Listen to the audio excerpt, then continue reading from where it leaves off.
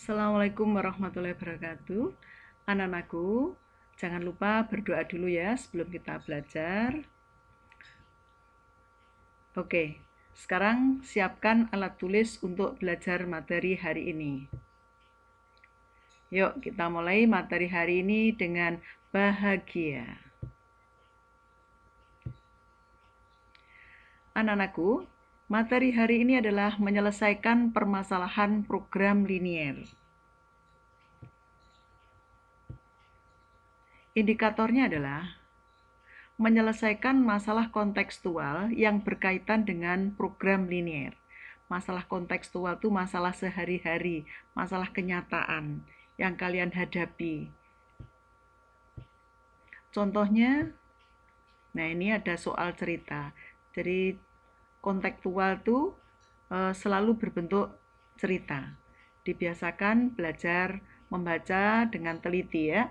Kita perhatikan di sini ceritanya, suatu perusahaan pengembang perumahan memiliki lahan seluas 8.000 meter persegi yang rencananya akan dibangun 2 jenis tipe rumah.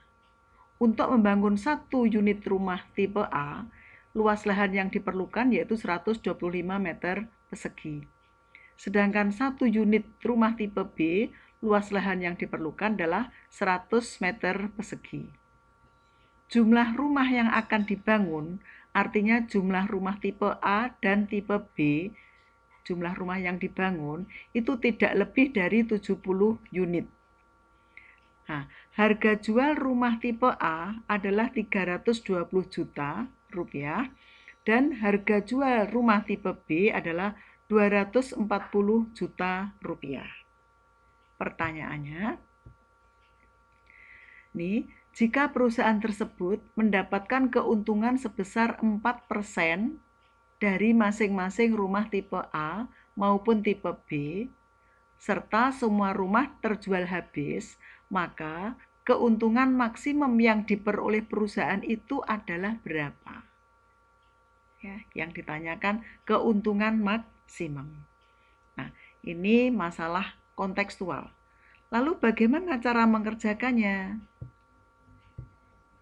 Nah, kita ubah dari soal cerita tadi ke tabel ini dulu untuk membantu.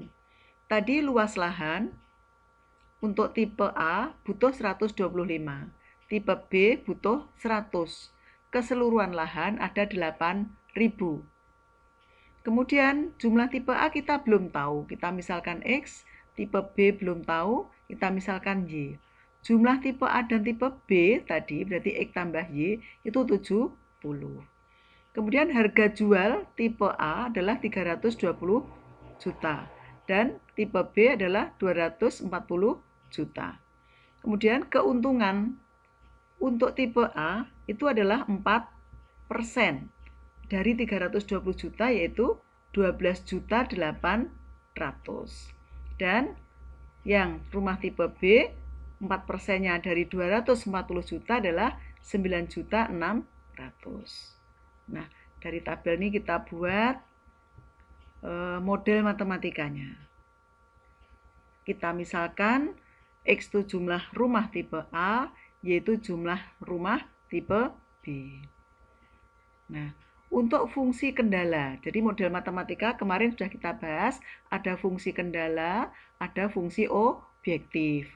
Fungsi kendala itu fungsi batas, fungsi yang ada tanda pertidaksamaannya itu. Nah, di sini 125X plus 100Y kurang dari 8.000. Ini tadi masalah luas tanah. Kemudian di sini X plus Y kurang dari 70. Ini masalah jumlah rumah tipe A dan tipe B. Kemudian X itu jumlah rumah tipe A karena jumlah harus lebih besar sama dengan 0. Masih ingat kan? Dan Y juga begitu, tidak boleh negatif, jadi harus lebih besar sama dengan 0. Nah, inilah fungsi kendala atau fungsi batas yang memuat tanda pertidaksamaan. Berikutnya fungsi objektif. Fungsi objektif itu fungsi yang akan kita hitung maksimum atau minimumnya. Karena kita tadi disuruh menghitung keuntungan maksimum, berarti ini fungsi objektifnya dihitung maksimumnya. Yang mana fungsi objektifnya? Yaitu fungsi apa? Untung, keuntungan. Tadi 12.800.000 untuk tipe A dan 9.600.000 untuk tipe Y. Inilah fungsi objektif. Jadi kita sudah punya model matematikanya. Kemarin dari model matematika kita apakan? Kita buat daerah penyelesaiannya. Nah, nih kita bantu dulu. Sebelum membuatnya, kita buat garisnya dulu. Garis dari ini tadi 125X plus 100Y kurang dari 8.000 kita sederhanakan ya, dibagi 25 semua menjadi 5X plus 4Y kurang dari sama dengan 320. Kita buat garisnya, kita ambil X-nya 0. Kalau X-nya 0 dimasukkan ke sini berarti Y-nya 80. Kita ambil lagi Y-nya 0, Y-nya diisi 0 berarti X-nya 64. Nanti garisnya melalui titik 64,0 dan 0,80. Lalu, kemarin juga sudah dipelajari, karena ini tandanya kurang dari, maka daerah yang memenuhi di mana? Di sebelah kiri garis pembatas. Ya. Tuh, terus ini juga gitu. X plus Y kurang dari 70. Kita ambil kalau X-nya 0, berarti Y-nya 70. Kalau Y-nya 0, berarti X-nya 70. Garisnya nanti melalui 70,0 dan 0,70. Lalu, ini tandanya kurang dari, berarti daerah penyelesaiannya ada di sebelah kiri garis pembatas. Nah, itu. Kemudian yang ini, X lebih dari sama dengan 0. Garis X sama dengan 0 itu tidur apa tegak? Garisnya X sama dengan 0. Garisnya tegak. Karena tegak berarti daerah penyelesaiannya ada di kanan sumbu Y. Kalau Y lebih dari sama dengan 0. Kalau Y sama dengan 0 itu garis apa? Garis apa? Sumbu Y ya, garisnya tidur. Berarti daerah penyelesaiannya ada di atas sumbu E karena ini lebih dari. Nah, ini sekarang kita buat gambarnya ini tadi melalui 0,80 dan 64,0, melalui 0,70 dan 70,0. Semuanya tadi di sebelah kiri garis, berarti ini. Terus tadi yang di sebelah kanan garis, berarti ini. Ini di sebelah atas garis. Nah, itulah daerah penyelesaiannya. Setelah ketemu daerah penyelesaiannya, sekarang kita apakan? Ya, kita cari titik-titik pojok daerah HP.